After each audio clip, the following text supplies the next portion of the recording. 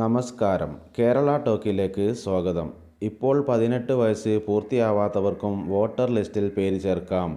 ഇതിനു വേണ്ടി എന്താണ് ചെയ്യേണ്ടത്? എന്തെല്ലാം രേഖകൾ ആവശ്യമാണ്?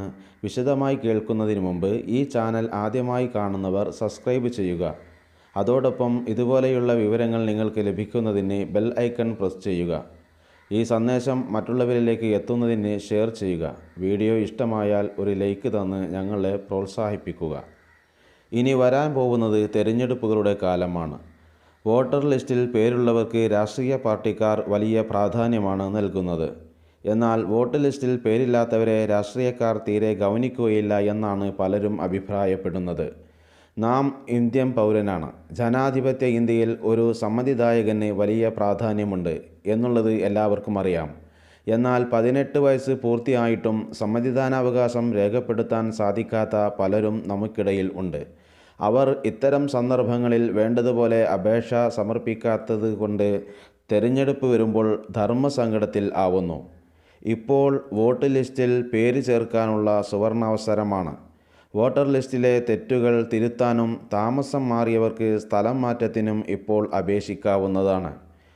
ഇപ്പോൾ പേര് ചേർക്കുന്നവർക്ക് തെരഞ്ഞെടുപ്പ് കമ്മീഷൻ നൽകുന്ന തിരിച്ചറിയൽ കാർഡും ലഭിക്കുന്നതാണ്. കഴിഞ്ഞ പഞ്ചായത്ത് തിരഞ്ഞെടുപ്പിൽ ആദ്യമായി വോട്ട് ചെയ്തവർക്ക് കേന്ദ്ര തിരഞ്ഞെടുപ്പ് കമ്മീഷൻ നൽകുന്ന തിരിച്ചറിയൽ കാർഡ് ഉണ്ടാവണമെന്നില്ല. എന്തെല്ലാം രേഖകളാണ് വോട്ടർ ലിസ്റ്റിൽ പേര് ചേർക്കാൻ ആവശ്യമായി വരുന്നത്? വീട്ടിലെ ഒരാളുടെ ഇലക്ഷൻ ID കാർഡ്. അത് ലഭ്യമല്ലെങ്കിൽ അയൽവാസിയുടെ ഇലക്ഷൻ ID കാർഡ് ആവശ്യമാണ്. നിങ്ങളുടെ വയസ്സ് തെളിയിക്കുന്നതിന് സ്കൂൾ സർട്ടിഫിക്കറ്റ് അല്ലെങ്കിൽ ഡ്രൈവിംഗ് ലൈസൻസ് അല്ലെങ്കിൽ പാസ്പോർട്ട് കോപ്പി. ഇതൊന്നും ലഭ്യമല്ലാത്തവർക്ക് ജനന സർട്ടിഫിക്കറ്റും മതിയാവുന്നതാണ്. ഇനി വേണ്ടത് വിലാസം തെളിയിക്കുന്നതിനുള്ള രേഖയാണ്. അതിന് റേഷൻ കാർഡിൻ്റെ കോപ്പിയോ റെസിഡൻഷ്യൽ സർട്ടിഫിക്കറ്റിൻ്റെ കോപ്പിയോ മതിയാവുന്നതാണ്. അതോടൊപ്പം ആധാർ കാർഡും ഒരു ഫോട്ടോയും കയ്യിൽ കരുതുക.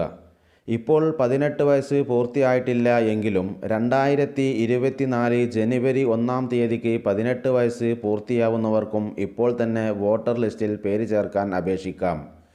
ഇതിനായി അടുത്തുള്ള അക്ഷയ കേന്ദ്രത്തിലോ CSC പോലത്തെ ജനസേവന കേന്ദ്രങ്ങളിലോ എത്തി അവരുടെ സേവനം ഉപയോഗപ്പെടുത്താം. IT പരിജ്ഞാനം ഉള്ളവർക്ക് മൊബൈൽ ഫോൺ ഉപയോഗിച്ച് സ്വന്തമായി തന്നെ അപേക്ഷിക്കാം.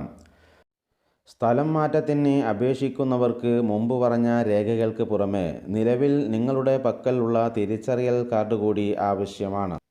ഇതുപോലെയുള്ള ഉപകാരപ്രദമായ വീഡിയോ നിങ്ങൾക്ക് വളരെ നേരത്തെ ലഭിക്കുന്നതിന് ചാനൽ സബ്സ്ക്രൈബ് ചെയ്യാനും ലൈക്ക് ചെയ്യാനും മറക്കരുത്. മറ്റൊരു വിഷയവുമായി വീണ്ടും കാണാം. നന്ദി, നമസ്കാരം.